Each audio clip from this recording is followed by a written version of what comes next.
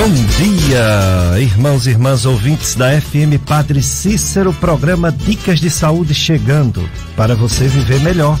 Eu sou Péricles Vasconcelos, sou médico clínico, gastroenterologista, aparelho digestivo, e há 25 anos Dicas de Saúde chegando para você, desde o tempo da Rádio Comunitária Padre Cícero. Estamos aqui firmes e fortes, levando informações relevantes, importantes. Comigo está o Pedro Lucas, operador de som e áudio. Você pode participar pelo 3512-2000. Você manda sua pergunta, seu questionamento para a nossa convidada. E ela vai responder toda vez que você fizer uma pergunta. 3512-2000 é o telefone. Pedro Lucas atende. 3512-2000 também é o WhatsApp da Rádio Padre Cícero. Aí você liga, né? Ou então manda uma mensagem de áudio fazendo sua pergunta. FM Padre Cícero, a rádio que educa e evangeliza. Setembro Dourado é o nosso tema de hoje. Juntos contra o câncer infanto-juvenil. Essa campanha está criando corpo a cada ano e é muito importante por causa de descobrir cedo, né? Diagnóstico precoce.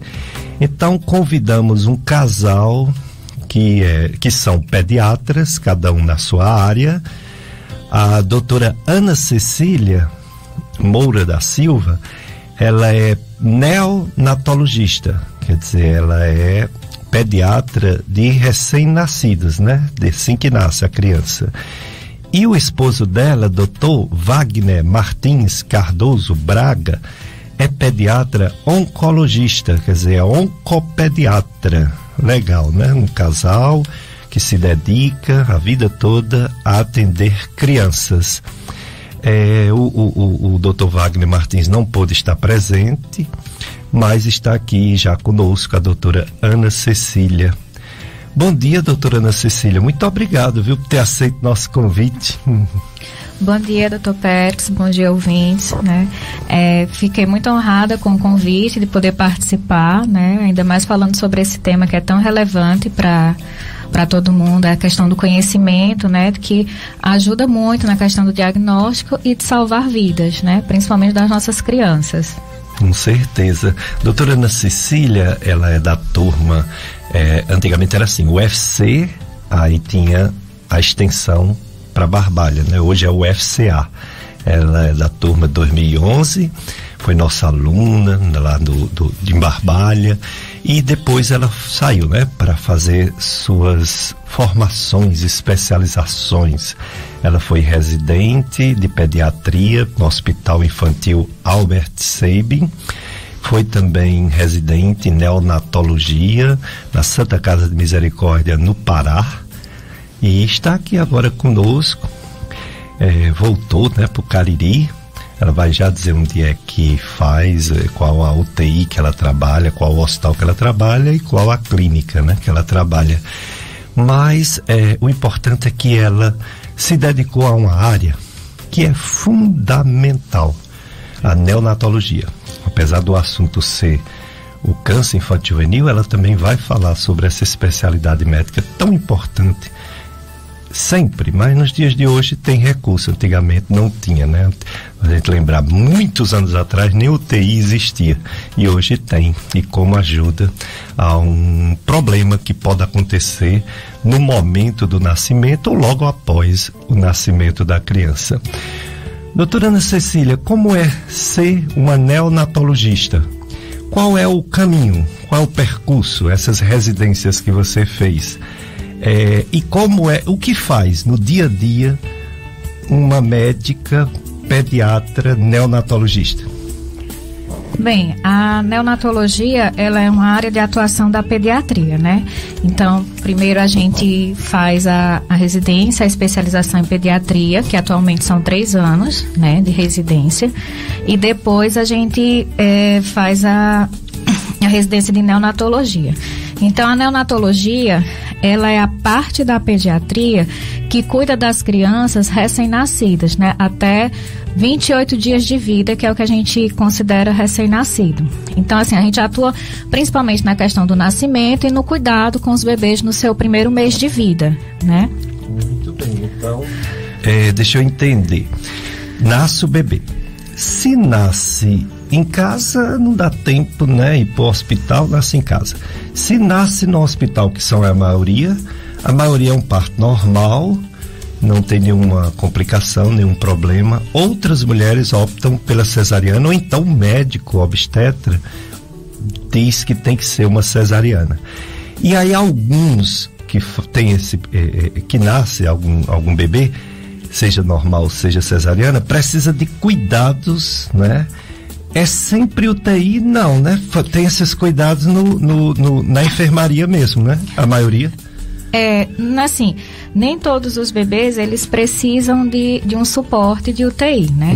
Mas é importante que tenha um pediatra, né, na sala de parto, para que possa intervir nos primeiros minutos de vida do bebê, para evitar sequelas futuras, porque às vezes o parto, a maioria dos partos, graças a Deus, né, os bebês nascem bem, mas aqueles que não nascem, eles precisam de ajuda, e essa ajuda quem dá é o pediatra e o neonatologista. Aquela incubadora, aquele lugarzinho que fica o bebê, não tem só na UTI, pode ter também fora da UTI? A incubadora, ela é importante para manter a temperatura do bebê, certo? Porque na hora que o bebê nasce, é importante que o ambiente seja favorável para ele, né? Principalmente na temperatura, que tem que estar uma temperatura adequada, tá? Para o bebê. Então, a gente usa a incubadora, ela pode ser usada tanto na UTI, né? Também existem incubadoras nas UCIs, que é as unidades de cuidado intermediário, né? E e também existem as incubadoras de transporte. Quando o bebê precisa ser transportado de uma unidade para outra, né, a gente utiliza a incubadora de transporte. Muito bem. Então hoje a gente vai saber muito sobre essa coisa tão triste que é câncer na criança, né? Câncer infantil juvenil, e vamos também aprender sobre esse trabalho de médico, de médica, pediatra, neonatologista. Tem a festa de Santa Terezinha hoje dia 26, a Santa Missa às 19 horas, vai ser transmitida aqui na FM Padre Cícero, 7 da noite, diretamente da Capela de Santa Terezinha, no bairro Santo Antônio, aqui no Juazeiro. Então, 19 horas, certo? Doutora Ana Cecília, Setembro Dourado, coisa triste, câncer infantil juvenil. Infelizmente não é tão raro, pode atingir crianças, segundo o INCA, 1 a 4% de todos os cânceres do ser humano são em crianças ou adolescentes. Mais de 12 mil casos novos por ano no Brasil, segundo o INCA, o que assusta a gente, é muita coisa. E não sei se tem regionalização, se existem uns lugares que tem mais do que outros. Qual sua visão dessa problemática do câncer infantil juvenil, especificamente aqui na nossa região caririense, que tem o apoio do Hospital São Vicente de Paulo e tem uma ONG chamada IACC que ajuda bastante. Como está essa problemática de câncer infantil juvenil aqui no Cariri? Bem, doutor Pérez, em relação ao câncer, né, infantil juvenil, como o senhor falou, é uma realidade, né, que atinge as crianças e os adolescentes, né. Não existe uma regionalização, né, ele pode atingir qualquer criança, né. E o mais importante, como a gente fala, é o trabalho do diagnóstico precoce, que os pediatras, né, de todos os lugares, ele tenha esse olhar para identificar os principais sinais, né, que podem estar relacionados ao câncer, para poder fazer uma investigação, né, para que chegue-se ao diagnóstico mais breve possível, né. Então, o trabalho que é feito tanto pelo IACC, né, pela ONG, quanto São Vicente, é na questão do diagnóstico precoce, que estão fazendo capacitações, né, dos médicos, das UBS, das Unidades Básicas de Saúde, para poder identificar os sinais precoces do câncer, para que o tratamento seja feito o mais precoce possível, né, seja iniciado de forma precoce, porque quanto mais cedo iniciado o tratamento, mais a chance de cura do câncer infantil. Muito bem. Então, aqui no Cariri, o Hospital São Vicente de Paulo, depois de um problema que houve, mas muita gente, muitos políticos, a sociedade como um todo, pediu, exigiu e manteve esse atendimento tão importante na região do Cariri, do serviço de oncologia de pediatria, oncopediátrico aqui no Cariri, Hospital São Vicente de Paulo, que conta com 2 oncopediatras, né? Dois oncopediatras. E um dos 2 é o Dr. Wagner Martins, que é esposo da doutora Ana Cecília. Ele não pôde estar aqui conosco nesse momento, mas ele concedeu uma entrevista que a gente vai começar a passar a partir de agora. Dr. Wagner Martins Cardoso Braga é oncopediatra. Ele fez a residência dele em pediatria na Escola de Saúde Pública do Ceará e fez a residência em oncopediatria no Hospital Albert Sabin. Ele é formado na Universidade Estadual do Pará e está aqui no Hospital São Vicente de Paulo. Ele e a doutora Suelen, né? Isso. Suelen também foi uma aluna nossa, né? Lá na faculdade. O Dr. Wagner, a formação dele foi lá no Pará, na Universidade Estadual do Pará. E a gente perguntou para o Dr. Wagner quais os sintomas e sinais que uma criança que tem esses sintomas ou esses sinais faz com que os pais, a criança ou o adolescente, faz com que os pais ou mesmo os pediatras que os atendem suspeitarem que pode ter um problema mais grave, um problema mais sério, entre eles o câncer infanto-juvenil. Vamos ver a resposta do Dr. Wagner.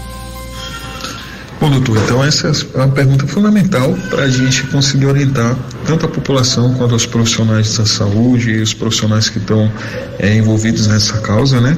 Quais são os sinais e sintomas que a gente vai ficar atentos para pensar na possibilidade de um câncer infanto-juvenil. Primeiro, aquela criança que apresenta história de febre, sem uma causa aparente, que vive tendo febre, com infecção recorrente, que vive passando pelos postos de saúde, pelos prontos atendimentos e que não tem uma causa aparente.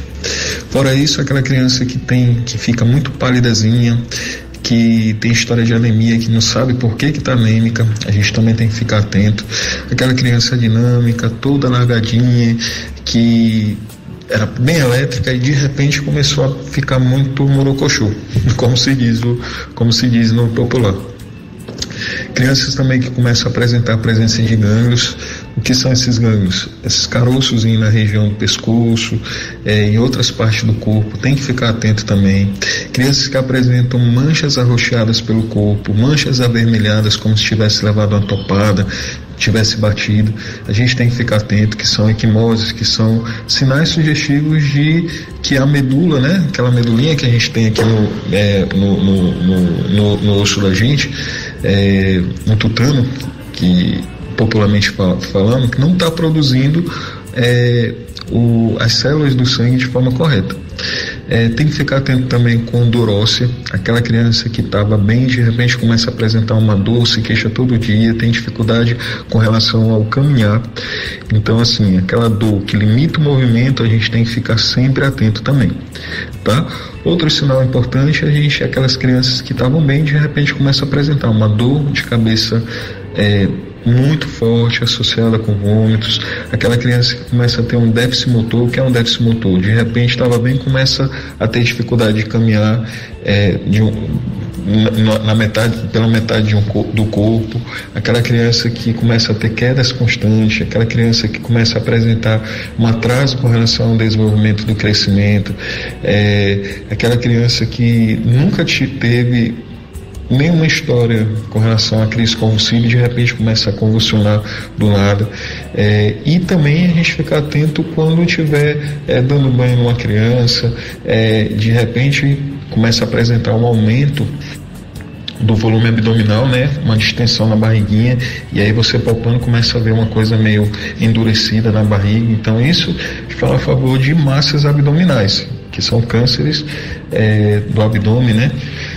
Então assim, são sinais que são sinais inespecíficos, ou seja, sinais que muitas vezes passam batidos, mas se a gente ficar atento, a gente consegue identificar e consegue encaminhar para o posto de saúde, para um profissional médico do posto, que com certeza ele vai pegar e vai identificar e vai aprofundar com relação à investigação para descartar ou então confirmar uma doença oncológica. FM Padre Cícero, a rádio que educa e evangeliza. Tema de hoje, Setembro Dourado, juntos contra o câncer infantil juvenil. Vocês ouviram o Dr. Wagner Martins falando sobre os principais sinais e sintomas que chamam a atenção, que pode não ser câncer, na maioria das vezes não é, mas que tem que ser bem investigado. Tem que o pediatra ter mais atenção, descartar a possibilidade de algo mais grave. Está aqui conosco a doutora Ana Cecília Moura da Silva. Ela é neonatologista, médica, pediatra, neonatologista. Atende aquelas criancinhas que acabam de nascer. Mas que fica, né, doutora Ana Cecília, atendendo por um tempo. O neonatologista, ele não deixa de ser pediatra, ele pode ficar atendendo, né? As crianças crescem no desenvolvimento, né? Até a adolescência. Sim, porque assim, inicialmente nós somos pediatras, né? Isso. Então, a gente também atender crianças maiores e adolescentes também, a gente pode fazer isso, né?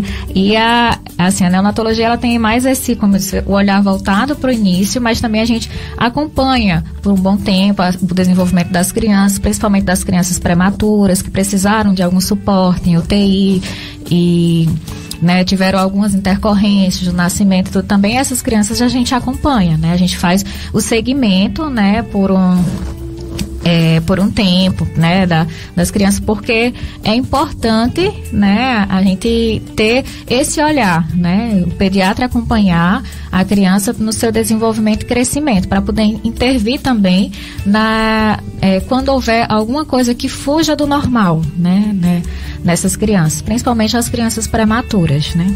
Vocês têm 2 filhos, é isso? Isso, 2 filhos. E qual a idade deles? Nós temos 2 filhos, o Benjamin e a Gisele Maria. O Benjamin está com 5 anos e a Gisele tem 2. 2 aninhos. Recente. Não, bebê. Coisa boa, é muito maravilhoso, maravilha. E estão acompanhando a gente na live. A live, você que não está nos acompanhando, é só você colocar no Facebook assim, FM Padre Cícero 104,5. FM Padre Cícero 104,5 do Facebook. Está conosco a Simone Flor, bom dia, Simone. A Marlene Almeida, bom dia. A Maria Aparecida, bom dia, lá de Barbalha. E a Raimunda Lopes, bom dia também. Então você pode nos acompanhar. E quem não gosta de Facebook, nos acompanha na rádio, né? A Rádio Padre Cícero. Esse programa, ele está sendo gravado e você pode assistir em outro momento, ou pode indicar para uma pessoa assistir em outro momento. Pode ser a live mesmo, que fica gravado, né? Você pode assistir em outro momento. Tem também o site do radialista Tony Santos, o nome do site é clubesintonia.com, e ele deixa disponibilizado em podcast o programa. Ele deixa 4 programas sempre gravados, né? Você pode assistir. clubesintonia.com do radialista Tony Santos. Tem também as nossas redes sociais, os nossos YouTubes. YouTube Gastroclínica Vasconcelos em podcast e podcast Dicas de Saúde. Você entra na internet, no Google, bota YouTube, chega no YouTube, aí bota podcast, ou então bota Gastroclínica Vasconcelos, ou então bota Dicas de Saúde, e você terá esse programa em breve. Lógico que não é hoje, amanhã, mas daqui uns dias terá esse programa também para assistir. Acompanhe durante todo o mês de outubro, mês missionário, o programa especial Igreja em Missão, de segunda a sábado, de 8 às 9 da noite. Apresentação José Batista, divulgue e sintonize. Então agora, Pedro Lucas, o nosso apoio cultural, depois a gente volta com mais Setembro Dourado, juntos contra o câncer infanto-juvenil. Vamos terminar logo.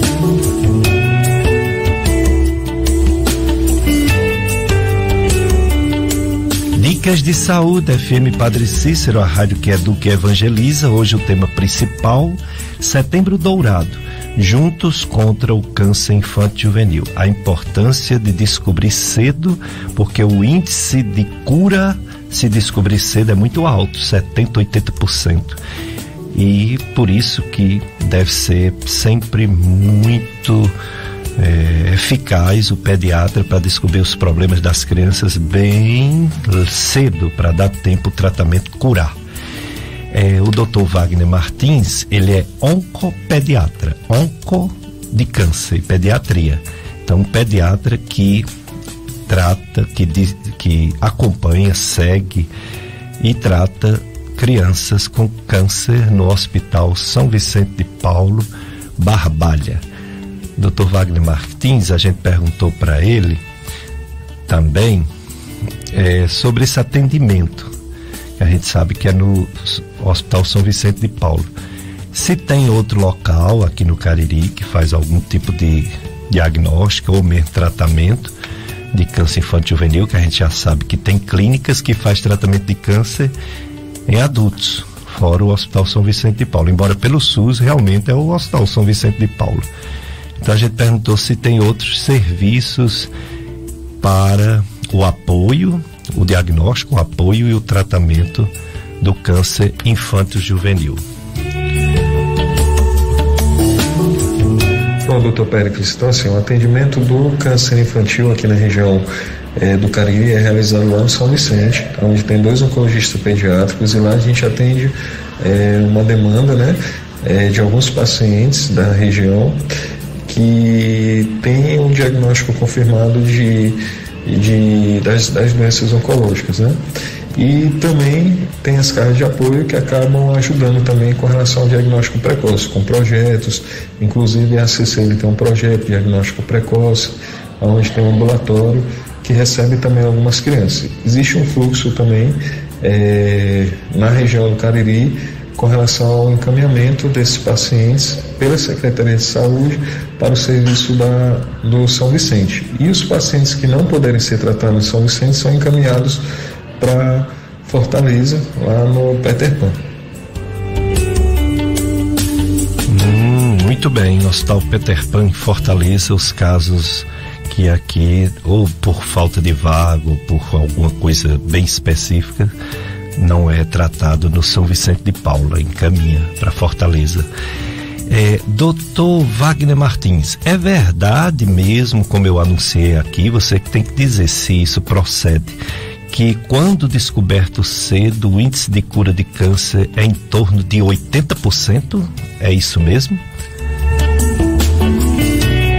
Doutor Péricles, isso é a mais pura verdade. Na verdade, hoje a linha de tratamento dos cânceres infantil está intimamente relacionada com esse diagnóstico precoce.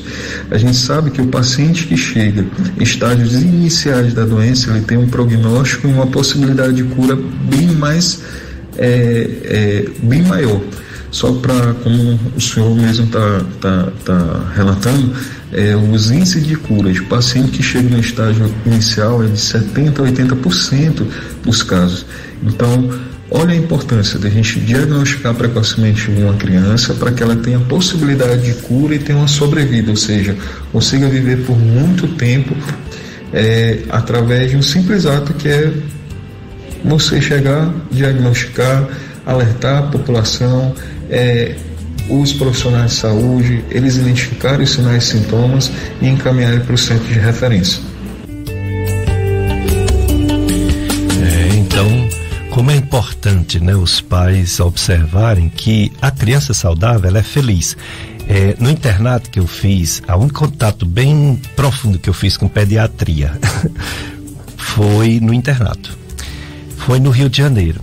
Eu fui fazer o internato na Santa Casa Misericórdia, e a parte de pediatria era também numa Santa Casa Misericórdia, mas em outro local. Era um hospital chamado São Zacarias, que ficava entre Botafogo e Copacabana, naquele túnelzinho que tinha aí em frente ao túnel que ligava Copacabana a Botafogo. E eu lembro, nunca esqueci, de coisas assim marcantes que a gente leva a vida inteira. O nosso preceptor, um pediatra já de uma certa idade, ele dizia: olha, vocês clínicos, que ele sabia que a gente era mais para clínica do que para pediatria. Olha como é diferente a evolução de uma criança no hospital pediátrico. Vocês fazem 1001 perguntas para os adultos, né? A gente não, a gente olha para a criança. Se ela tiver mais brincalhona do que ontem, ela tá melhor. E se ela tiver quietinha, sem sorrir, ela tá pior. Eu nunca esqueci disso, não é verdade? Sim. Porque a criança, né, ela, muitas vezes ela não sabe falar, né, a gente tem que ter esse olhar de observar, né? E justamente a criança que tá brincando, que tá normal, que continua fazendo suas atividades, geralmente ela tá melhor, né? Então, ela tá saudável, né? Então, criança que brinca é criança saudável, né? Então, se a criança estiver quietinha, muito paradinha, uma criança que não é muito ativa, a gente já tem que começar a ficar de olho nisso. Pois é, então os pais fiquem atentos, viu? Quando as crianças não estão felizes. E os pediatras também, né? Os pediatras sabem, como a doutora Ana Cecília acabou de dizer. Aí eu perguntei, primeiro eu agradeci, né, ao doutor Wagner, ele não pode estar aqui hoje, mas com certeza breve estará conosco aqui para falar sobre oncopediatria, falar sobre os tumores mais frequentes, sobre esses sinais e sintomas que são comuns a outras doenças e às vezes, infelizmente, é câncer. Então um dia ele estará aqui na rádio para falar. Então eu agradeci a ele por ter feito esse esforço para responder às nossas perguntas, e nas considerações finais dele eu cheguei até a perguntar se existia como prevenir o câncer, mas não existe porque é criancinha, né? Não tem, mas tem pelo menos cuidados, né? De saber que aquela doença está atípica, aquele problema está demorando a passar, né? Uhum. E que a partir daí tem que ser encaminhado, inicialmente, claro, encaminhado a um pediatra, né? Pediatra que é o clínico geral da criança. Mas aí o pediatra tem também a perspicácia de saber que está arrastado aqueles sintomas e encaminhar para o oncopediatra para descartar ou confirmar a tempo um tumor que possa ser um câncer que possa ser tratado com sucesso. Então, muito obrigado, viu, doutor Wagner Martins. Estou aqui com sua esposa, Ana Cecília, mas quero agradecer sua disponibilidade e as perguntas que você pôde nos responder.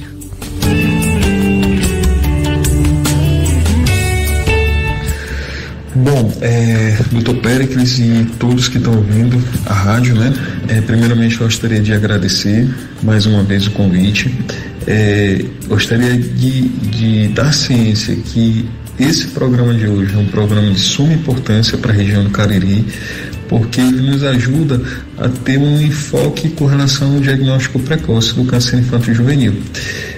A gente sabe hoje que o diagnóstico precoce, ele salva vidas, e esse diagnóstico precoce é feito por todos, é feito pelo agente de saúde, é feito pelo enfermeiro do posto, é feito pelo médico que está lá, é feito por um colega, pela família, com a identificação desses sinais e sintomas. Então, assim, gostaria de frisar a importância da gente pegar e estar atento sempre a esses sinais e sintomas que eu falei anteriormente.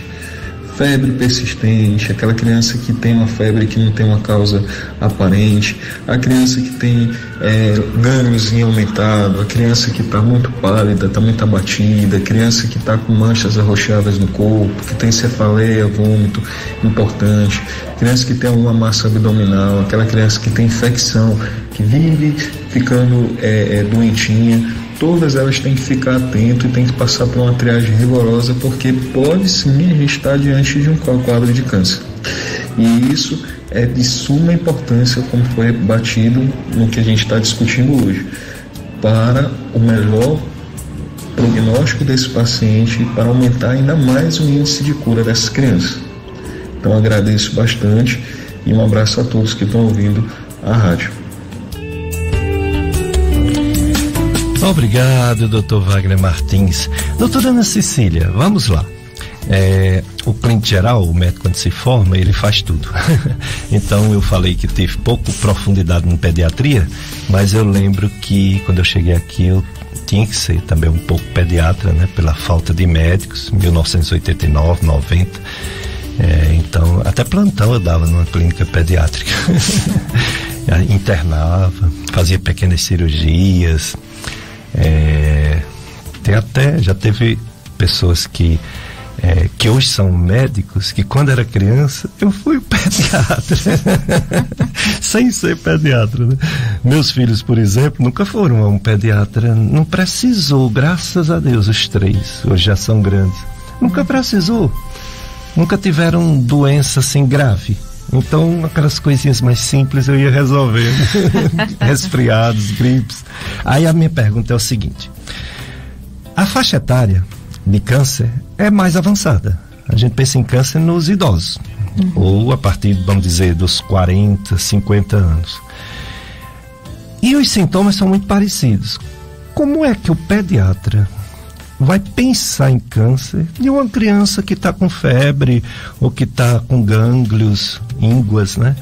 Ou que está com uma dor mais prolongada? Ele não vai pensar em câncer. Ou tem já umas técnicas, uns sinais e sintomas de alarme que faz com que o pediatra, pelo menos, imagine, pense que pode ser? Assim, em relação a esses sintomas, a esse olhar, né, é a questão, assim, às vezes, como o senhor falou, um quadro mais arrastado, né, que foge um pouco do que é esperado na pediatria, né. A gente sempre afasta as causas mais urgentes, né, tipo assim, às vezes surgiu ínguas, é uma febre, a gente vai tratar a infecção e tudo, mas assim, o paciente às vezes não responde como a gente espera, né, às vezes tem uma demora, e aí a gente começa a pensar em outras coisas, né? Às vezes é um paciente mais grave, é uma anemia que você não consegue tratar, né? Você vai vendo que é uma questão evolutiva também, né? Porque às vezes não é porque está com esses sintomas que a gente já tem que investigar câncer, né? A gente começa a ver as causas mais comuns, e aquilo que foge do comum, esses precisam de uma investigação mais aprofundada, né? Então é nesses casos, assim, do que foge do nosso dia a dia, do que é comum, né? Das principais causas que a gente trata, que a gente cuida, e também, assim, é importante que seja se eu falar assim, não levava seus filhos e tudo mais, o pediatra não precisou, mas a gente não deve procurar o pediatra só quando está doente. Sim. Né? Então, assim, o pediatra não deve ser procurado quando está doente, por alguma causa, não, porque, assim, na questão do acompanhamento, né? Quando é uma criança que a gente acompanha, que a gente já vê há algum tempo, mesmo que não esteja doente, a gente vê várias outras coisas, né? Vários outros sinais que a criança, tipo assim, já pode dar pra gente, né? Sinalizar, e a gente vai acompanhando, né? Então, assim, é importante não procurar o pediatra só no momento da doença, porque muitas vezes a gente não conhece aquela criança, né? Não sabe como ela vai responder, né?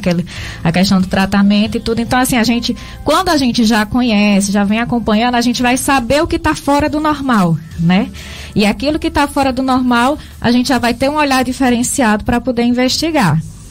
E tem todo vamos dizer assim, uma cronologia, um acompanhamento, um acompanhamento de crescimento, de desenvolvimento, de imunização, que tem que se procurar o pediatra mesmo sem sentir absolutamente nada, não é isso? Isso mesmo, né? A questão do crescimento e desenvolvimento, principalmente nos primeiros anos de vida, né? Então, assim, o pediatra, quando ele faz esse acompanhamento, ele tem um olhar, como se um olhar diferenciado para identificar. E assim, na pediatria, a gente fala que assim, tudo depende da intervenção precoce, né? Quanto mais cedo a gente começa a intervém, melhor são os resultados para a criança futuramente, né? Então, assim, é importante o cuidar desde cedo, né? O acompanhamento. Exatamente. Então, se você tem filhos, principalmente pequenos, não deixe de ir ao pediatra. Ele vê direitinho o calendário de vacinação, acompanhar o desenvolvimento, o crescimento, o biotipo, saber se está acima do peso, se está magrinho, se está comendo, o que é que está comendo e etc e tal. A Sociedade Brasileira de Pediatria, eu queria perguntar assim, existe uma Sociedade Brasileira de Neonatologia ou ela está dentro da Sociedade Brasileira de Pediatria? Não existe, né, a Sociedade de Neonatologia, porque inicialmente nós somos pediatras. Então, a neonatologia, ela é uma área de atuação da pediatria, né? Então, assim, ela engloba tudo isso. Então, a Sociedade de Pediatria, a Sociedade Brasileira, ela envolve todas as especialidades pediátricas, né? Então, assim, existem os departamentos da Sociedade Brasileira de Pediatria que está relacionado às áreas de atuação, né? Existe o departamento de neonatologia, de imunização, né? De puericultura. Então, assim, cada área da neonatologia está dentro da pediatria, está dentro da Sociedade Brasileira, né? A sociedade é uma só. Muito bem. Então, você está sabendo que hoje o assunto é Juntos contra o Câncer Infantil e Juvenil, e também você pode tirar dúvidas sobre crianças pequenas, né? Neonatologia, nasceu agora, tá com um bebezinho em casa, chegou um príncipezinho, uma princesa, então aproveita, manda sua pergunta para a doutora Ana Cecília, que ela está aqui prontinha para responder. O programa Terço da Misericórdia tem uma parte já presencial, voltou a ter, às sextas-feiras, 15 horas, 3 da tarde, no Santuário Sagrado Coração de Jesus, conduzido pelo Francisco Freitas, aqui, uma adoração, né? No Santuário Sagrado Coração de Jesus, Salesianos. Agora, lembrar para vir de máscara, trazer o seu álcool em gel, né? Respeitar o distanciamento de uma pessoa para outra, a não ser que seja um mesmo membro da família, mas com outra pessoa, mesmo que seja vizinho, você tem que manter o distanciamento, porque as coisas estão melhorando, mas não acabou não, viu? Ainda não. Faz 10 dias que não tem morte no Juazeiro, segundo o boletim epidemiológico da Secretaria de Saúde de Juazeiro do Norte. 10 dias. Essa semana, portanto, não morreu ninguém, graças a Deus. Semana passada, 2 pessoas. O número de casos está uma média por dia, 14 casos. Semana passada foi 12, olha aí como a coisa está equilibrada. Diminuiu bastante e aí deu uma estacionada. O número de pessoas internadas, 4. Semana passada era 6. Tem 15 pessoas em isolamento domiciliar. Semana passada eram 42. Então houve uma diminuição realmente boa, né? Houve uma diminuição maravilhosa.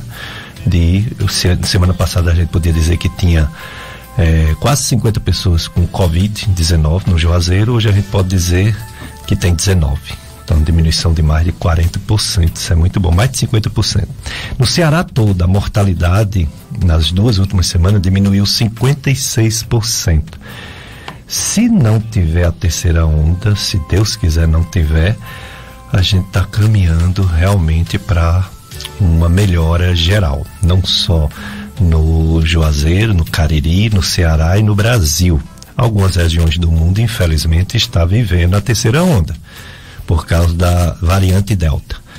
Alguns países, como por exemplo Estados Unidos, o Reino Unido, que são vários países, estão na terceira onda. Mas outros países, como por exemplo Dinamarca, liberou geral. Nem máscara precisa mais, porque não tem mortes há muito tempo. Os casos são praticamente 0 por dia, e quando aparece um caso eles dizem que veio de fora. Então liberou geral. Isso é uma grande esperança, né? A Dinamarca liberou, outros países já pensam também em liberar, mas estão com receio e com razão, né? Que a gente tem muito medo dessas variantes aparecer tudo de novo. Então estamos entrevistando a doutora Ana Cecília Moura da Silva, e também entrevistamos o esposo dela, doutor Wagner Martins Cardoso Braga. Ele é oncopediatra e ela é neonatologista, médica pediatra neonatal. E eles estão falando, ela ainda está falando sobre o diagnóstico precoce, a importância que a Sociedade Brasileira de Pediatria destaca todo ano nessa campanha, a importância de descobrir cedo as coisas, para aumentar as chances de cura. Quanto aos tipos, doutora Ana Cecília, ainda são os tumores hematológicos os mais frequentes, ou tem alguma novidade, algum tipo de câncer que antes era menos falado e agora está sendo mais falado? Não, continua ainda a mesma coisa, né? Leucemia, linfoma. As leucemias e os linfomas, né? Eles são ainda os cânceres mais comuns na infância, né? Também tem outros, tem tumores abdominais, tumores do sistema nervoso central também, que são menos frequentes, né? Na criança, mas ainda assim as leucemias são as mais frequentes, né? Por que, doutora Ana Cecília? Existe um motivo, existe uma causa para uma criança tão pequena ter leucemia ou ter linfoma, ter um tumor, como o doutor Wagner falou, um tumor do tutano, né? Um tumor da medula óssea, que é o tutano, de fabricar células não boas, células malignas. Tem um motivo para isso? Assim, está mais, em relação à criança, está mais relacionado a fatores genéticos, né? Então, assim, a criança, ela já tem as crianças que têm, elas já têm uma predisposição, né, genética para isso, né? Assim, não existe uma prevenção, né? Não existe uma coisa que se possa fazer que vá evitar o câncer, né? As leucemias, porque está relacionado a fatores genéticos também. Agora, no caso não de criança, que não dá tempo de fazer nada, né? Mas de adolescentes e adultos, você pode prevenir câncer para jovens, para adultos. A questão de hábitos de vida e a questão também do peso pode influenciar em problemas futuros, não é isso? Sim, como eu falei no começo, na questão do acompanhamento, né? Porque algumas doenças, elas são prevenidas, né? Começando a questão da prevenção desde a infância, como diabetes, hipertensão, né? Fatores relacionados à obesidade. Então, assim, são mudanças, são hábitos de vida, né? Que podem fazer diferença no futuro. É um ganho para o futuro, né? Tipo assim, a gente cuida da criança hoje para que tenha um adulto mais saudável futuramente, né? Então, como falei assim, está relacionado ao peso, né? A questão de diabetes, pressão alta, todos os hábitos de vida, né? De vida saudável, como a gente fala. Muito bem. Aí, no caso, o aleitamento materno parece que tem alguma proteção também em diversas doenças, não é isso? Justamente, né? O aleitamento materno, ele é fundamental, né, para a criança, né? É um alimento completo, né? Em que ele vai dar todas as caloria, proteína, ele já vem na medida certa. Tudo, né? Certinho. Tudo certinho para isso. Até a questão do metabolismo, como a criança processa o leite materno, né? As crianças que são alimentadas pelo leite, eles têm diversos fatores, né? Enzimáticos e tudo, que vai melhorar o metabolismo da criança futuramente, né? A questão de evitar obesidade, pressão alta, diabetes, já tem estudos que relacionam a prevenção dessas doenças nos adultos com o aleitamento materno. Que coisa boa, né? Uma coisa tão simples, natural, né? E que pode prevenir tantas doenças. Que bom, né? Então, amamentar. Tem negócio de leite tá fraco, sei o que, vou botar um leite de farmácia, né? Tem leite de farmácia que não chega nem perto do leite materno. Impossível alguém fabricar um leite. Só Deus faz o leite perfeito de cada espécie. Vamos lá, Pedro Lucas, mais um apoio cultural, depois a gente volta com mais entrevista com a doutora Ana Cecília, médica pediatra neonatologista. Dicas de Saúde FM Padre Cícero.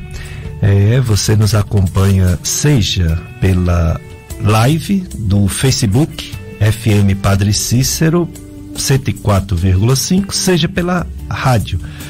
A rádio no seu carro, a rádio na sua casa, a rádio pela internet, Rádiosnet, qualquer lugar do mundo se pode nos acompanhar nas Rádiosnet ou outro aplicativo, né, de rádio que tem a FM Padre Cícero. Assunto de hoje, Setembro Dourado, juntos contra o câncer infantil juvenil. A presença do casal Ana Cecília e Wagner Martins. Wagner Martins é oncopediatra, trabalha no Hospital São Vicente de Paulo, na pediatria, junto com a doutora Suelen. Suelen ou é Suelen? Suelen, né? Foi nossa aluna também, doutora Suelen. Qualquer dia ela virá, ela não pode vir agora. E o doutor Wagner também, qualquer dia virá aqui falar sobre a oncopediatria. E a doutora Ana Cecília, ela é médica pediatra neonatologista. É aquela criancinha que acabou de nascer e precisa de assistência pediátrica, né?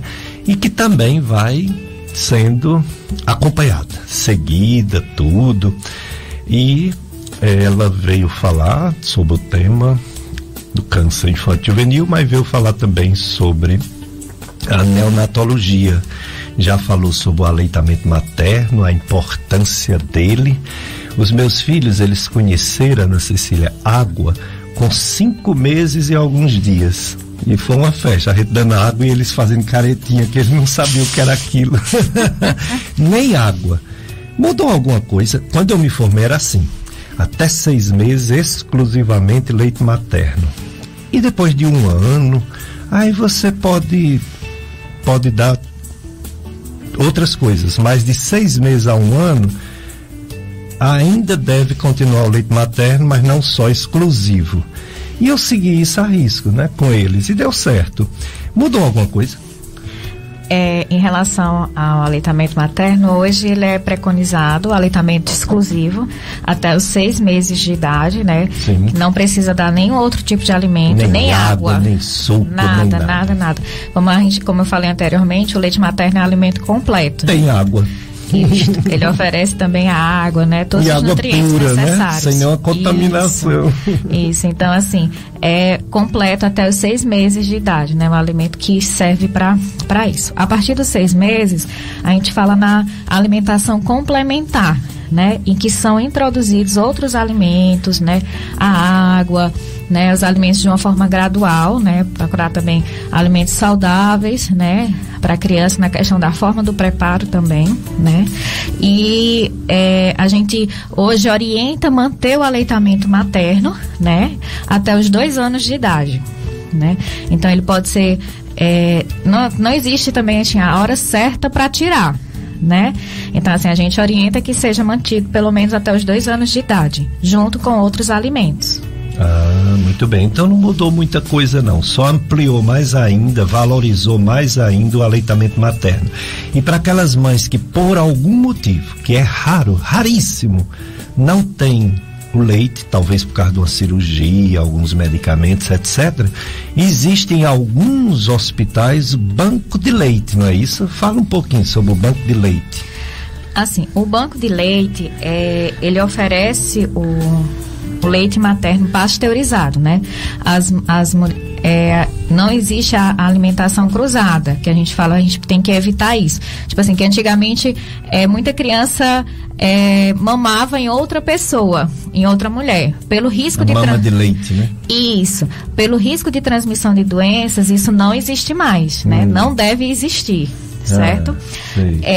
E aí a gente tem o banco de leite, ele recebe leite de outras pessoas e passa por um processo, né, de pasteurização, em que esse leite ele é tratado para evitar, né, a transmissão de doenças. E o leite do banco de leite, ele é oferecido para as crianças prematuras, né, que por algum motivo, por alguma doença, eles precisam de um leite, digamos assim, do melhor alimento para eles naquele momento, para ajudar eles a se recuperarem. Então, o banco de leite, o leite deles preferencialmente são para as crianças prematuras, né, que estão internadas na UTI, que estão internadas na unidade neonatal, né? Muito bem. Então, não só não é leite sem uma verificação, sem uma qualidade, sem uma pasteurização, tem tudo isso direitinho, né? Quanto também tem não é qualquer criança, é a criança escolhida porque precisa, né? Daquele leite. É pela necessidade, né? De que a criança prematura, ela não tá assim, ela não estava preparada para nascer, né? Então o sistema digestivo dela também é imaturo. Então o leite mais adequado para a alimentação delas é o leite humano, né? Por isso que a gente precisa tanto, né, de doação de leite para os bancos de leite, para a gente ter um estoque suficiente para poder alimentar essas crianças, né, da melhor maneira possível. É verdade. A cada espécie, cada criatura, né, tem seu leite, né? E quando a gente toma o leite de gado, que não deve ser usado em criancinhas pequenininhas de forma alguma, a não ser numa situação extrema, né? A gente sabe que está fazendo mal a alguém, embora às vezes dá certo, mas está fazendo mal. Tanto que mais da metade da população adulta tem intolerância à lactose. Mais da metade. Quer dizer, o leite de gado é para o bezerrinho, né? Não é para... A gente toma porque acha gostoso, mas que não é o correto, principalmente para crianças, né? Isso pode dar uma alergia muito grave, né? Alergia à proteína do leite de vaca pode até matar, não é, doutora Ana Cecília? Esses seriam casos mais extremos, né, de alergia, mas como todo processo alérgico, né, tem várias faixas de reação, né, e pode, num caso mais grave, uma alergia mais séria, né, causar uma reação anafilática, né, em relação à proteína do leite de vaca. A intolerância, ela não é perigosa não, só dá uma dorzinha de barriga, os gases, mas a alergia, o negócio é sério, né? Se não descobrir, se não tirar, né? E as pessoas já estão começando a participar do programa. Primeiro é o nosso amigo Zezinho de Barbalha, José Sinésio, desejando bom dia a todos que fazem o programa Dicas de Saúde. Para você também, Zezinho, um feliz domingo, dia do Senhor, viu? Para você e sua família. A nossa amiga Osana Ribeiro, ela diz que criança de bem com a saúde, assim que puder, assim que sair da fase, né, do aleitamento, deveria usar pepino. E consegue ter uma safra boa de pepino e é um alimento maravilhoso para crianças. O que é que você diz sobre isso, doutora Ana Cecília? Ela te deixa claro aqui que é depois do aleitamento. Sim, na introdução, a partir da introdução alimentar, né, depois de 6 meses, o ideal é que a criança tenha uma alimentação variada, né, de legumes, frutas, né, inclusive o pepino, né, pode estar relacionado. Parte, né? Faz parte, sim, né? Um alô para Luzimar Silva da Costa, também nos acompanhando na live. Vamos falar um pouco sobre esses alimentos que devem ser introduzidos, como você falou, a partir dos 6 meses e mais ainda com o passar do tempo, 1 ano, 2 anos, né? A ponto de, depois de 2 anos, fica praticamente só a alimentação mesmo, sem o leite materno. Tem alimentos prejudiciais para o desenvolvimento da criança de 6 meses, de 1 ano. Tem alimentos que devem não ser utilizados, não devem ser usados, ou é tudo uma questão de quantidade? questão de quantidade ou tem alimentos proibidos? Na verdade, não existe alimentos proibidos, né? O que a gente orienta é evitar o açúcar, né? O açúcar, ele é prejudicial também à questão da alimentação, como eu falei também na questão de prevenir doenças futuras. A gente recomenda que crianças até 2 anos de idade, elas não comam açúcar, né? Mas de certa forma, e também depois dos 2 anos, quando começar, né, a ter o contato, também tem que ser de uma forma controlada, né? Evitar excessos. E devemos lembrar que o refrigerante, quase todos, tem açúcar demais, não é isso? Então não deveria usar muito açúcar, além de outras substâncias em excesso, né? Como o sódio também, que é o sal, também o refrigerante tem muito. Então, assim, a gente tem que evitar. E naqueles casos que não se puder evitar, usar de forma moderada, né? Quando eu ainda não era casado, no Rio de Janeiro, né? Eu precisei ir numa odontóloga. E ela me disse uma coisa que me chamou a atenção e mudou como seria a alimentação dos meus filhos. Ela viu as cáries na minha boca diversas e disse: você gosta de um doce? Né? Eu disse: desde pequeno. Ela disse: pois meus filhos já têm até de 18 anos e nunca precisou fazer uma restauração porque eles não usam açúcar. Eu digo: oxe, como é que adoça a vida dos meninos? Ela: com adoçante. Eu peguei aquilo e realmente introduzi em casa e realmente eles só tiveram problemas de dentes quando ficaram adultos, começaram a sair com amigos, essas coisas, né? E sem falar, eu tô falando de dente, mas sem falar da saúde em geral, né? Isso, né? Assim, falando em relação às cáries e também de uma forma mais... digamos assim, específica, né, em relação como um todo, né, à saúde de forma geral, né, a gente se beneficiaria não utilizar o açúcar, né? Tem coisas que se a gente modificasse desde cedo, melhoraria muito, né, a qualidade de vida. Um é o açúcar, outro é o sal em excesso, né, a gordura, né? Para que usar essas coisas, né? E as crianças, elas fazem tudo que os pais fazem, né? Isso. Então o problema é esse. É a questão, assim, de hábitos de vida. A criança, ela vai aprender por imitação, né? Então, se ela vê os pais consumindo, ela também vai consumir, né? Então, na verdade, tem que todo mundo ter uma mudança de hábito e ter uma alimentação mais saudável, né? Para evitar que tenha problemas futuros. E também para os próprios adultos também vai melhorar muito, né? A questão do açúcar, da diabetes, né? De evitar problemas futuros. Doutora Ana Cecília, um neurologista foi escrever um livro sobre cefaleia, dor de cabeça, né?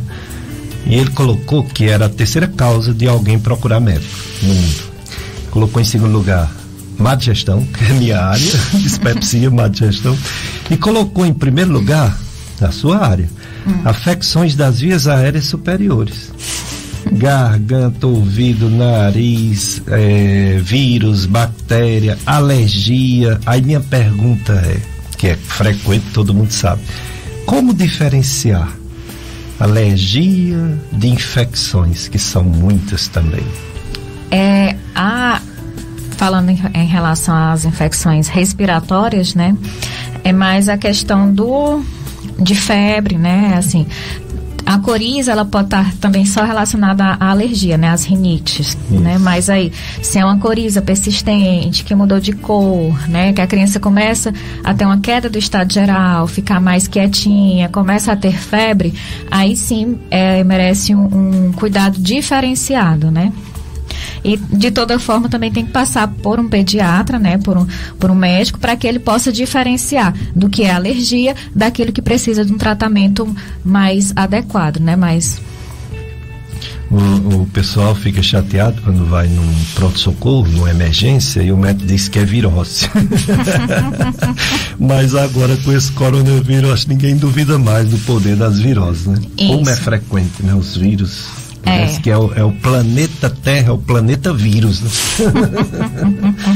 Isso mesmo, né? Assim, as viroses são muito comuns, né? Na questão da pediatria, né? No dia a dia do pediatra é muito comum a questão das viroses.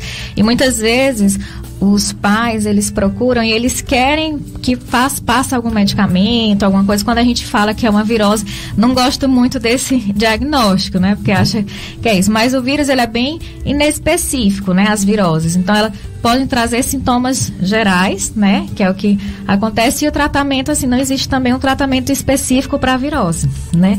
Às vezes é uma virose, às vezes quer um antibiótico, quer um xarope, quer alguma coisa para resolver aquele problema que muitas vezes ela é autolimitada, né? Ela vai passar com o tempo. Desde o rinovírus, passando pelos outros, adenovírus, influenza, até o coronavírus, não há medicamento que acabe, né? Tanto isso. Que a vacina que a gente tem justamente esperança. É a questão da prevenção, né? Desses cuidados que a gente tem que ter quando estiver doente, a questão da máscara, né? Em outras viroses, né? E também usar o álcool gel, a higiene das mãos, naquilo que as pessoas tocam para evitar a disseminação, né, de viroses. A pergunta que chegou para a doutora Ana Cecília, médica pediatra, neonatologista. A doadora do leite materno pode doar até que mês que ela tem o leite? Ou iniciar, ela quer saber quando que pode começar a doar e até quando pode doar. Assim, não existe um tempo para dizer quando ela vai começar a doar, porque o aleitamento materno, ele é feito em livre demanda, né? A hora que o bebê quiser mamar. Só que no começo da produção, né, do leite, acontece um excesso e que depois vai, assim, de produção, e depois vai se ajustar a demanda. Então, assim, a partir do momento que ela tem leite sobrando, né, ela pode doar. E também ela pode durante a amamentação, fazer a ordem manual para doar o leite, porque quanto mais ela produzir, mais o organismo dela vai entender que ela tem que produzir mais, aumenta a demanda do leite. Então, assim, não tem uma data específica para começar a doar. Se ela tiver leite que esteja sobrando, às vezes está com a mama vazando, que fica a mama mais endurecida e tudo, e que a criança não consegue dar conta dessa produção, ela já pode esvaziar a mama, né, com os cuidados necessários e fazer a doação para o banco de leite. Muito bem, então não tem nem o tempo, nem limitação, né? Não tem contraindicação, né? Isso. Doar, legal. E a rádio continua moderna, né? O rádio não foi suplantado, não acabou nem por televisão, nem por internet.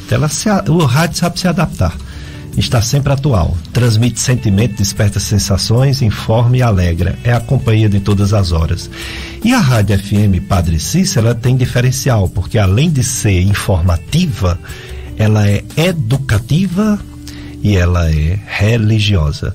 E você pode divulgar sua marca, produto e serviço a partir de planos de mídia criativos com o acessível que só a Rádio Padre Cícero oferece na região. Seja um apoiador cultural da FM Padre Cícero. Muitos já fazem parte e testemunham a satisfação desta parceria. Você liga 3512-2000, 3512-2000 e anuncia na FM Padre Cícero. Estamos no mês setembro, tem várias campanhas, né? Tem a do suicídio, a gente trouxe aqui 2 psiquiatras em domingos diferentes. Tem do câncer coloretal, tem de inclusão social, né, de pessoas com deficiência diversas. Enfim, tem várias campanhas, entre elas Setembro Dourados, juntos contra o câncer infanto-juvenil. E as crianças, a gente fica com dó, com pena, né? Mas também com esperança, porque o índice de cura é muito alto desde que seja descoberto a tempo. Até a leucemia. Linfoma, então, nem se fala, né? Que tem tratamento, sim. A criança tem aquela quedazinha de cabelo, né? Aquela coisa toda, mas que no final é uma vitória, na maioria das vezes, graças a Deus, né?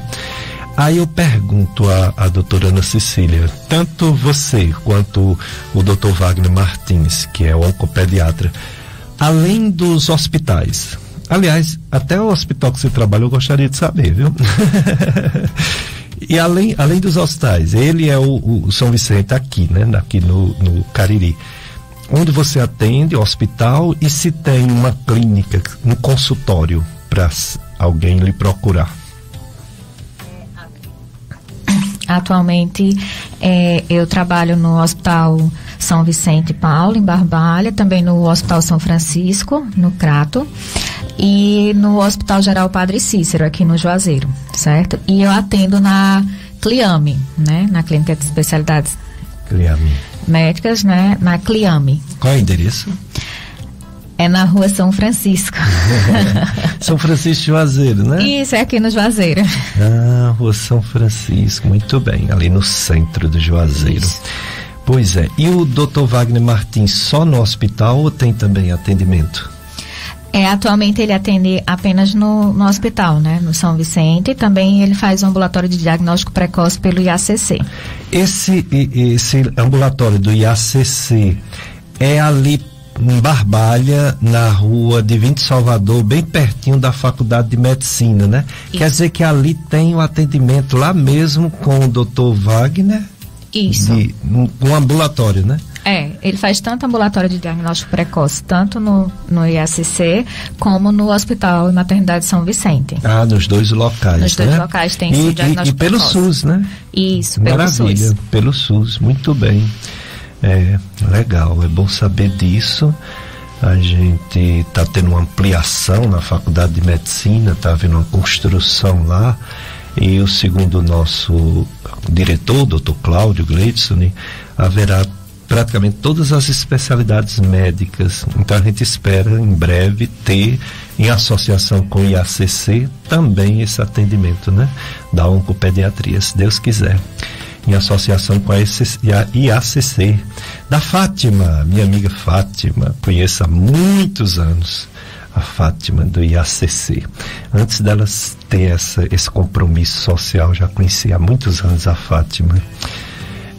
E em relação às outras doenças, falamos das doenças da rinite, otite, amigdalite, faringite, laringite, os ites, tudinho, né? Falamos. Mas uma coisa que é muito comum na criança é diarreia. Interessante, né? Diarreia mais comum em crianças do que em adultos. Graças a Deus são passageiros, um dia, umas 2, 3. Por que a criança tem tanta diarreia, doutora Ana Cecília?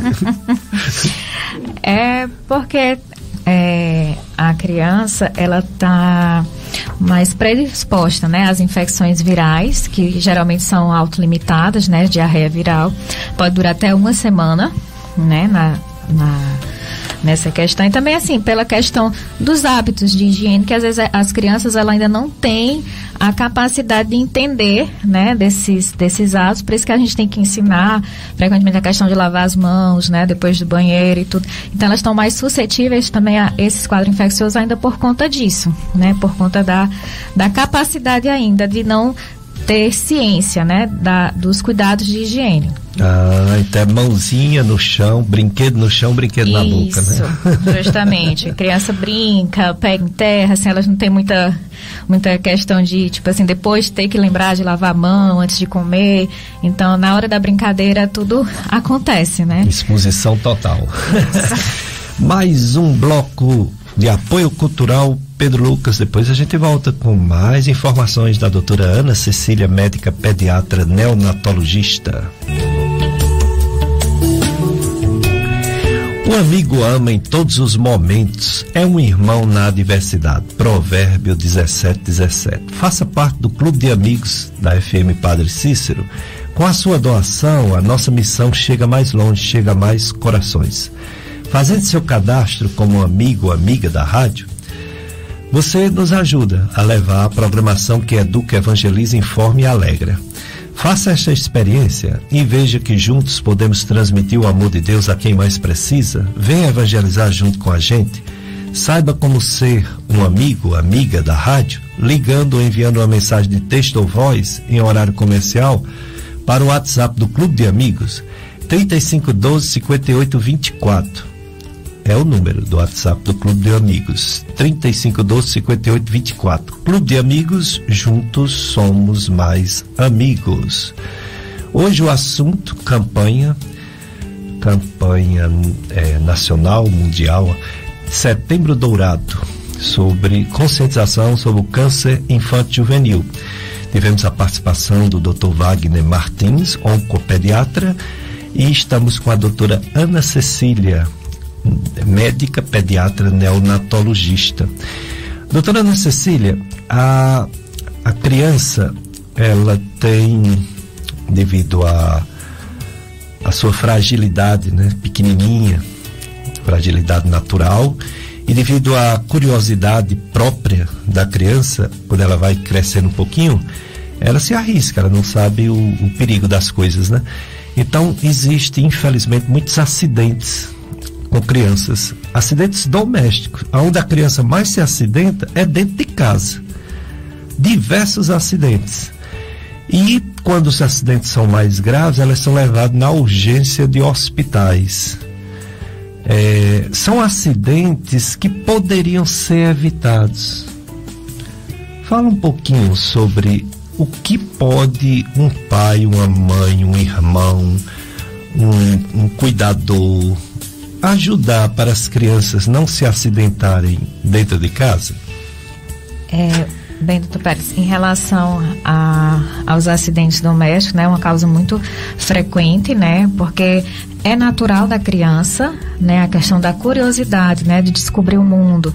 Então, criança mexe em tudo, né, a gente pode achar, ele não vai conseguir tudo, mas a gente sempre tem que estar de olho, né, assim, a principal prevenção no acidente é a questão de vigiar mesmo, né, de estar sempre por perto, não deixar a criança sozinha, né, em áreas da casa, né, e também ter alguns cuidados, por exemplo, colocar proteção em cantos de mesa, em objetos de vidro também, né, colocar fora do alcance da criança, né, para que ela não possa cair e se cortar. Em relação a armários que tenha facas, que tenha essas coisas, sempre colocar fora do alcance, né, da criança, produtos de limpeza, né, de gente que às vezes a criança pode ingerir, ela não sabe, né, ainda ela consegue às vezes abrir, se não for aquelas tampas que tenham proteção, né, para a criança, então elas podem também, tipo assim, ingerir produtos de limpeza. Então sempre tem que estar no armário alto, que se possível que tenha chave, né, e a chave fora do alcance da criança. Porque às vezes ela vai pegar a chave e às vezes consegue abrir. A gente acha que não consegue, né, mas a gente tem sempre que dar um passo à frente, né, sempre tirar tudo de fora do alcance delas e tá sempre vigiando também, né, não deixar a criança só. Né? Não deixar os remédios ao alcance, né, que é uma das principais causas de intoxicação. Produtos de limpeza, quando tem o cheiro agradável, a criança pode botar na boca. Pode sim. Não é? E tudo assim, a criança pequena coloca tudo na boca, né? Também evitar objetos pequenos, né, para a criança, porque também tem o risco dela aspirar. Então, os brinquedos, sempre procurar brinquedo adequado para aquela faixa etária, né?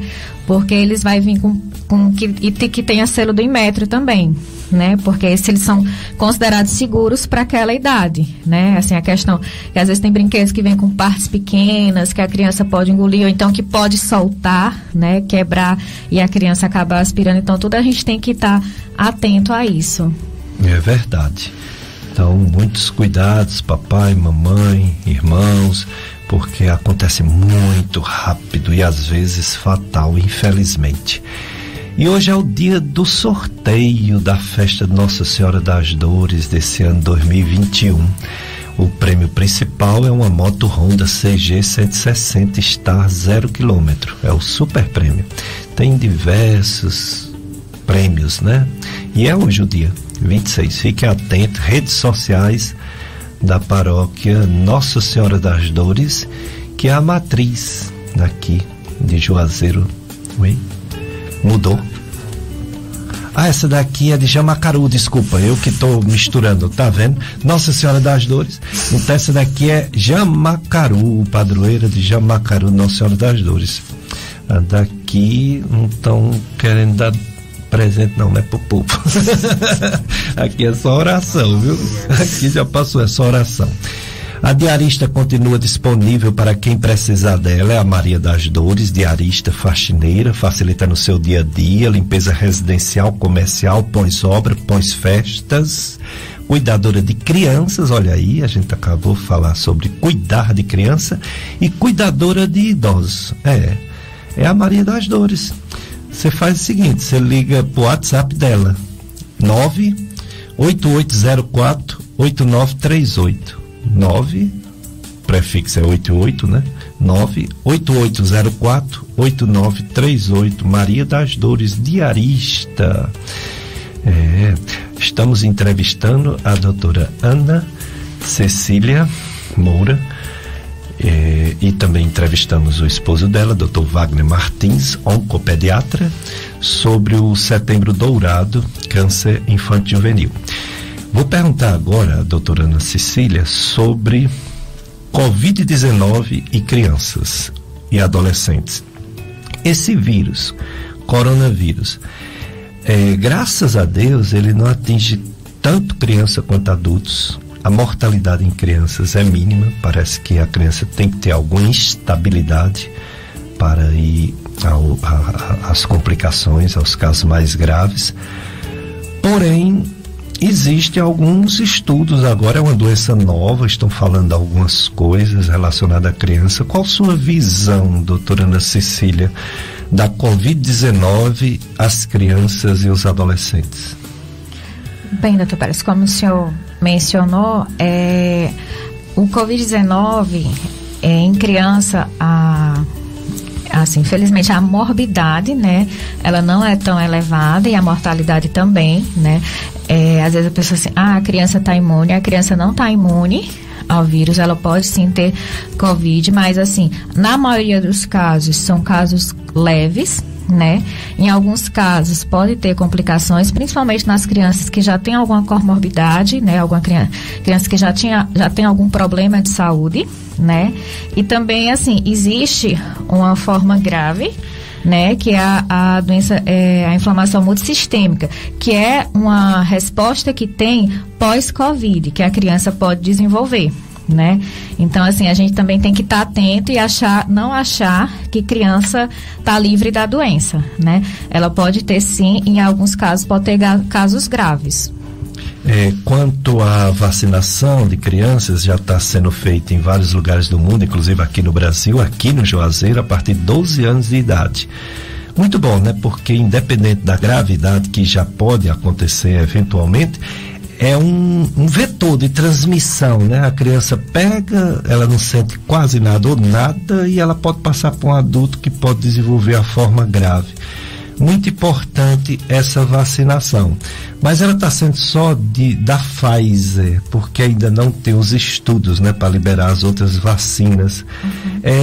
Tem um outro caso de reação mais difícil, né, raro, não justifica não vacinar, não é isso, doutora? Isso, as reações que acontecem nos adolescentes, né, porque por enquanto a vacina está sendo realizada e liberada no Brasil apenas para os adolescentes, a partir de 12 anos, né, existem algumas reações leves, né, assim, e que o benefício que a vacina vai trazer é maior do que essas reações, né, então assim, quando é uma reação leve, né, a gente continua a vacinação, né, que é mais importante, né, para as crianças na prevenção dessa doença, né? Muito bem, então papai e mamãe responsáveis, se chegar a vez de seu filho, 12 anos, 13 anos, 14, 15, 16, 17, 18, vacinar, não tem por onde você pular fora. Incentive, leve-o, e aliás tem que ser com a presença dos pais, né? Leve-o, do pai ou da mãe, não precisa ser os dois não, senão vai ter aglomeração.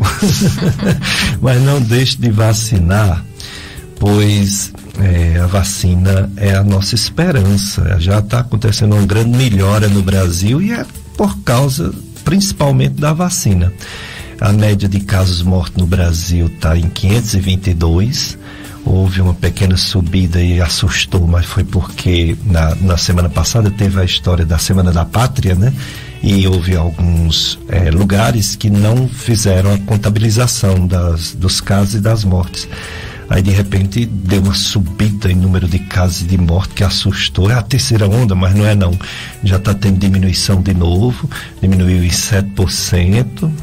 E em número de casos, que a média é 16.170 casos novos por dia no Brasil, diminuiu 49% em relação a 2 semanas atrás. Então, de novo, está a tendência de queda que estava acontecendo e deu uma confusão na semana passada, mas porque acumulou casos não notificados. A vacina continua avançando. Aqui no Juazeiro é incrível como mais da população prevista por Juazeiro já tomou ao menos uma dose, graças a Deus. Porque dizem que Juazeiro não tem 300 mil pessoas e já tem próximo disso de pelo menos uma dose, então a coisa está caminhando, graças a Deus. Por isso que agora estão vacinando, né? 12 anos, 13 anos. São 273 mil, mais de 273 mil doses aplicadas. A primeira dose mais de 176 mil juazeirenses e a segunda dose mais de 91 mil juazeirenses. Essa segunda dose já atingiu, aliás, a primeira dose, 63,7% dos juazeirenses, a primeira dose. O Juazeiro zera o número de internação na unidade Covid. Unidade Covid não tem ninguém mais internado. São notícias boas depois de tantas notícias ruins que a gente dava aqui todos os domingos. Veio essas notícias mais agradáveis. No Brasil todo, nós temos já quase 41% de brasileiros que tomaram 2 doses, ou aquela dose única que já serve, né, como imunidade, e mais de 67% da população tomou pelo menos uma dose, o que dá um total de 231 milhões de doses, mais de 231 milhões de doses. A mesma coisa de Juazeiro eu posso dizer do Brasil, ou seja, população acima de 18 anos, todo mundo foi vacinado, só não foi vacinado aqueles teimosos que não foram atrás, ou que não sabe, ou que não conseguiu fazer o agendamento, ou que é teimoso mesmo, sei lá, não quer. Mas 238 milhões de doses significa que pelo menos com uma dose todo mundo acima de 18 anos que quis ou que se inscreveu já conseguiu ao menos uma dose, mas tem que continuar avançando. A média de doses dia é 1.472, já foi melhor, já foi mais de 1.500, caiu um pouquinho, mas pode ter sido esses feriados, não sei. O fato é que no mundo todo, se não acontecer a terceira dose, está acontecendo em alguns países, mas na maioria dos países não está mais acontecendo uma epidemia, está acontecendo uma estabilização. Mas não podemos baixar a guarda, continuar tendo cuidados, né? E vamos falar de coisa boa também. O melhor bolo de pote do Cariri, vocês sabem quem é? Doce de Mãe Delivery. Mini Donuts, brownie e outras delícias. Doce de Mãe Delivery. Faça seu pedido ligando ou enviando uma mensagem para o WhatsApp 98846-6044. 98846. E pode seguir no Instagram, @docedemãe21, @doce.d.mãe21. Aí você pede seu doce, mas não peça muito não, viu, que faz má saúde se comer demais o dia todo, viu? É tão gostoso que a gente quer comer o dia todo, não pode.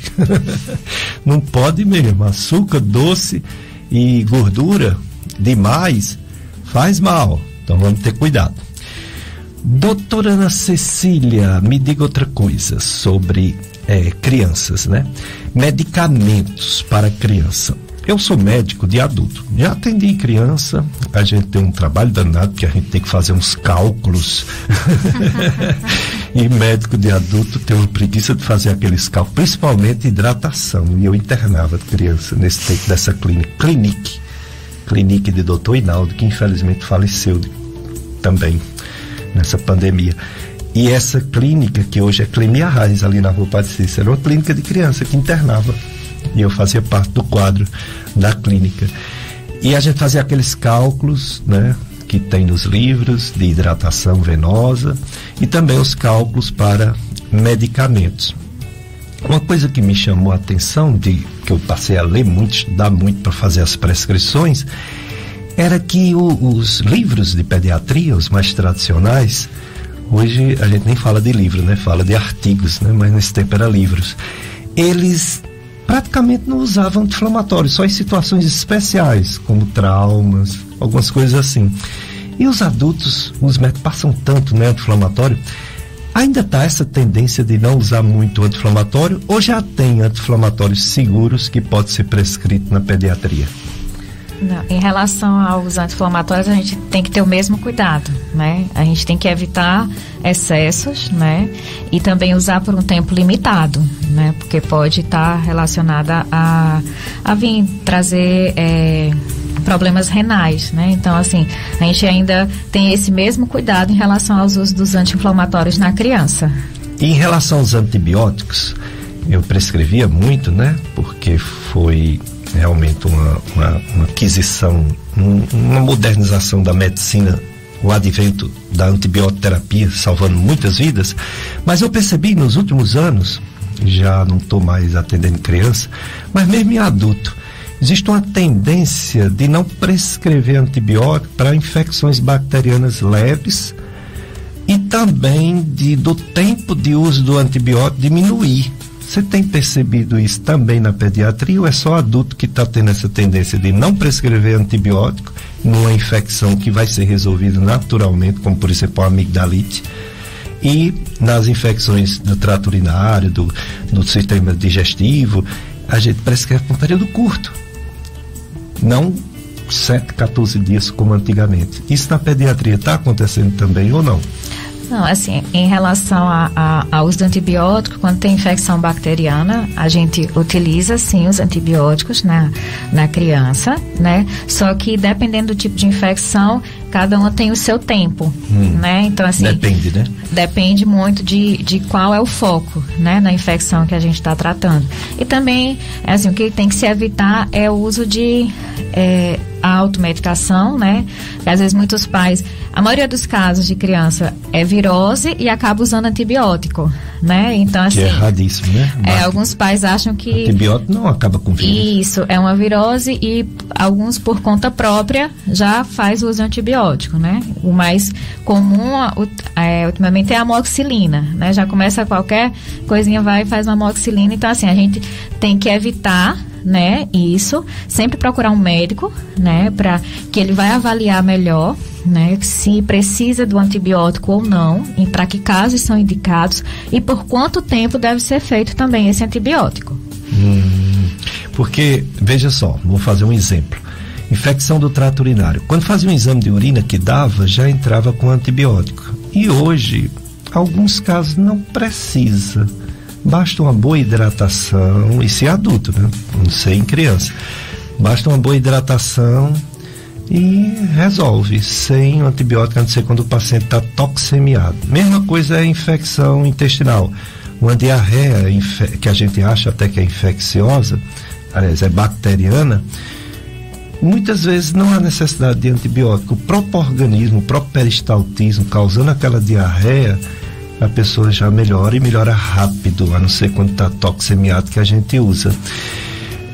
A pediatria talvez seja mais difícil de fazer essa avaliação, porque a criança não fala muito o que sente, né? Ela só chora quando não está bem. A gente não sabe nem se o choro é da doença ou de alguma raivinha.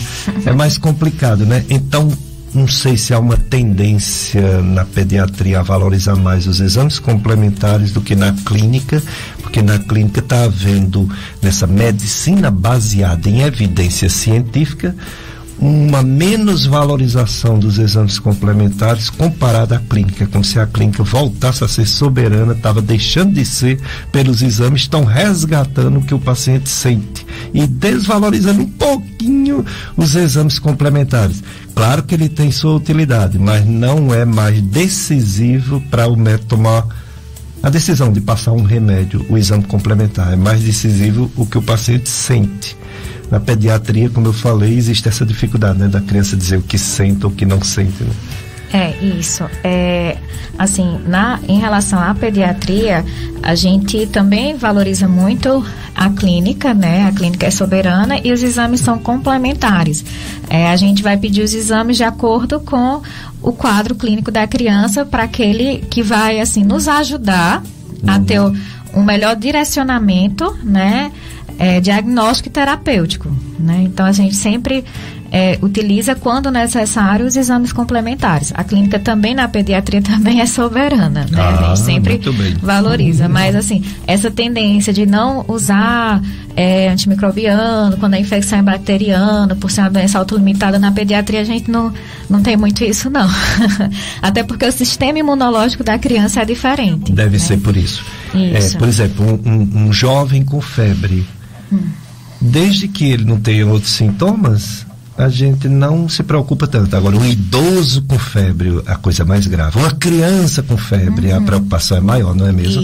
Devido ao sistema imunológico, né? Isso, pela resposta imunológica também da criança, porque às vezes o sistema imunológico dela não está assim bem estabelecido, não tá amadurecido em relação a isso, e aí às vezes uma infecção leve, se não tratada, ela pode evoluir para infecção grave rapidamente também. Que faz a diferença, às vezes, o remédio, né? De salvar até uma vida. Que papo bom, que entrevista proveitosa. Espero que os ouvintes tenham aproveitado bastante. Quero agradecer, doutora Ana Cecília. Que orgulho, minha ex-aluna hoje está aí me ensinando. É assim a vida, é o ciclo da vida, né? Que bom, Ana Cecília, obrigado, viu, por ter vindo, por ter dado tantas informações relevantes. Vamos chamar outras vezes. Assunto de neonatologia também tem umas campanhas bem interessantes que a gente está sempre atento. Então, por hora, agradecer tudo que você veio nos dizer nesse dia. Tá, muito obrigada, doutor Pérez, pelo convite, é uma honra, né, o professor estar aqui com o senhor hoje, falando para o senhor e para os ouvintes um pouco sobre o nosso dia a dia na pediatria, né, principalmente na neonatologia, né, agradecer o convite, né, e espero ter ajudado também os ouvintes com algumas dúvidas, né, em relação a esse tema. Com certeza ajudou. Obrigado, Ana Cecília. Passe também meus agradecimentos ao seu esposo, viu, que participou da entrevista. E obrigado você que está nos ouvindo nesse momento. Você sabe que esse programa, o objetivo número 1 é tirar suas dúvidas, é orientar, é promover saúde. Obrigado também, Pedro Lucas, está aqui conosco, nos ajudando a conduzir esse programa. Próximo domingo, se Deus permitir, estaremos aqui com um grande médico da região do Cariri. Ele, com sua esposa, é o Dr. Ricardo Kiduti, com a doutora Patrícia, que vão falar sobre o câncer de mama. É o Outubro Rosa, né? Então a gente vai ter esse programa na próxima semana, se Deus quiser. Eu desejo para vocês um domingo santo, cheio de Deus, de paz, de amor, uma semana também cheia de paz, né? E que esse coronavírus vá saindo da nossa vida, vá desaparecendo, vá nos deixando em paz, porque ele já maltratou demais a humanidade, já levou muitos dos nossos queridos amigos, parentes, e tá bom ele passar dessa para outra, ir embora, nos deixar em paz, que a gente tenha saúde, que as outras doenças também a gente consiga vencê-las, principalmente quando se vai ao médico cedo. Não guarde doença, não fique em casa estando doente, procure médicos, tem médicos de todas as áreas. O Cariri está bem enriquecido de médicos de todas as áreas, não tem nenhuma justificativa de você ficar em casa doente. Então, que Deus possa nos ajudar, que a gente possa seguir com menos doença, mais saúde e mais paz. Um abraço para todos.